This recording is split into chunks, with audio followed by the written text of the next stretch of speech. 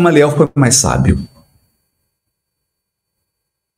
Gamaliel disse a ele, e era o mentor, disse a ele: muitos movimentos têm surgido em Jerusalém. Alguns começam e perdem a força. Por quê? Porque para que uma ideia e um movimento se concretize na terra, ele precisa de um apoio espiritual, senão não vinga. Fim. Ou ele se concretiza porque é uma necessidade kármica, ou se concretiza porque está parado espiritualmente. Isso Gamaliel disse. Os movimentos surgem e se apagam. Mas, quando Deus está por trás de um movimento, cuidado, porque se opor a esse movimento é lutar com o próprio Deus. Foi o que Paulo fez. Foi o que ele fez. Mas conseguiu mudar. É difícil isso. Então, acho que a primeira lição de Paulo para os nossos dias: não ter medo de retificar os caminhos. Não ter medo de reformular, de refazer, de reconstruir. Se essa reconstrução aponta para a bondade. É a mensagem de abertura. A essência do Evangelho é o bem ao semelhante.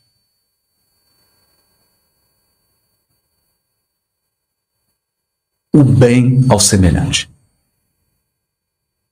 Esse é o critério. Esse é o filtro. As suas ideias, o seu trabalho, a sua vida levam o bem para os semelhantes? Esse é o critério. Esse é o critério. Foi o que o anjo disse aí para... Olha, você é muito inteligente, mas você voltou aqui para zombar dos instrumentos imperfeitos. Mas se a pessoa está com um instrumento imperfeito, mas ela está subindo, qual que é o problema? Ela está subindo. O pior é quando você está com a verdade e está descendo. Você está munido de todos os recursos e não está conseguindo implementar na própria vida. Não está conseguindo fazer com que esses recursos te levem para a ascensão espiritual. Então, muitos estão repetindo grandes erros do passado que nós sabemos quais. Nós sabemos quais são. Nós sabemos quais são. Porque o espírito humano não tem nem criatividade para errar. Erra sempre nas mesmas coisas. Não é? Os temas se repetem. A temática das quedas espirituais é sempre a mesma. Então, esse é um ponto importante. Esse é o crivo. Esse é o crivo. E a grande lição para Paulo, após a conversão, foi perceber que ele precisava ascender espiritualmente. Ele precisava subir degraus. Mas não seria a inteligência que o levaria a subir. Seria o amor. Veja, essa não é uma fala para desmerecer a inteligência. Nós temos uma bênção na doutrina espírita que se chama fé raciocinada. Fé raciocinada. A doutrina espírita, vivida e compreendida em sua inteireza, nos leva a uma fé lúcida. Lúcida. A fé cega é incompatível com a verdadeira compreensão espírita. A doutrina espírita é a doutrina de lucidez, de fé raciocinada, mas a fé raciocinada sem amor também não ajuda. Lembro uma vez, estava no congresso aqui, aí cruzei com o Divaldo, estávamos conversando, na hora que ele foi sair, me falou uma coisa, aquilo não sai da minha cabeça. Ele diz assim: olha, filho, tem muita gente indo para o inferno pelo caminho do céu. Tem gente que está no local certo, usando a religião para perseguir os outros. O recurso é certo, o uso é equivocado.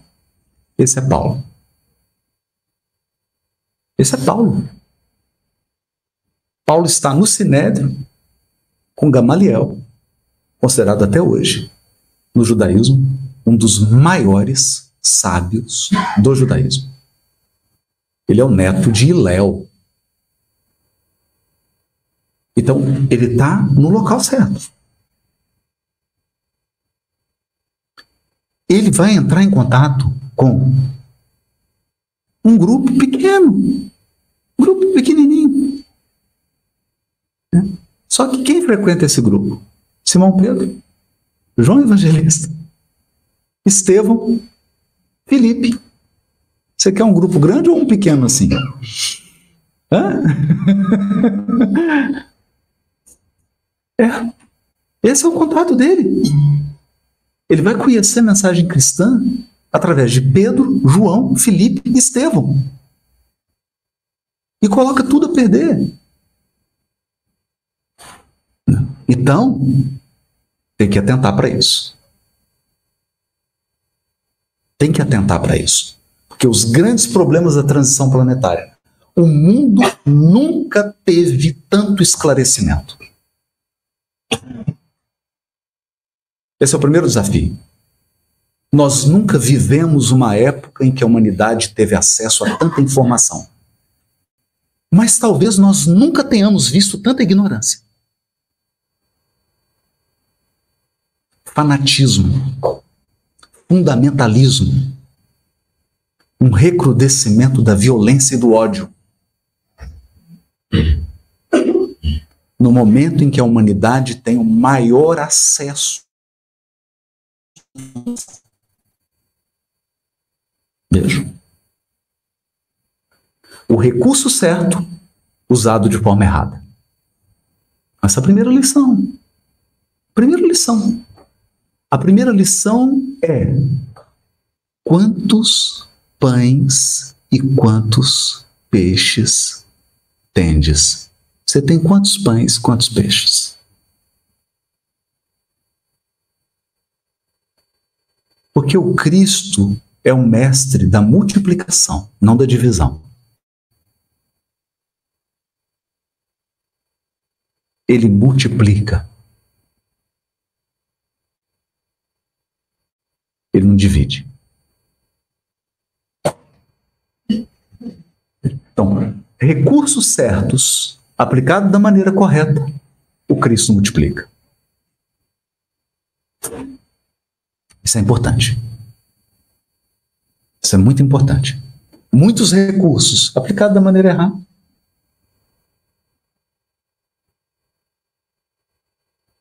Esse é um desafio. Paulo entendeu isso. E nós vamos ver isso no final. Segundo ponto de Paulo. Chega um determinado momento, e a gente percebe isso nas cartas de Paulo. Começa as cartas, eu falo que as cartas da maturidade. Então você tem um Paulo que está começando a escrever, ele já está viajando, ele já está conversando, e ele tem um desafio.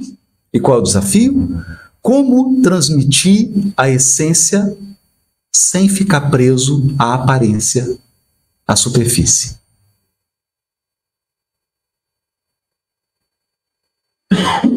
Haroldo, não entendi. Como que você transmite a essência da doutrina espírita para alguém que é mórmon? Porque você não vai converter ele.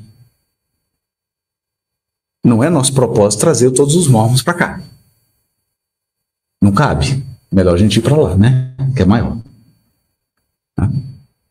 Como que você vai transmitir a essência? A essência.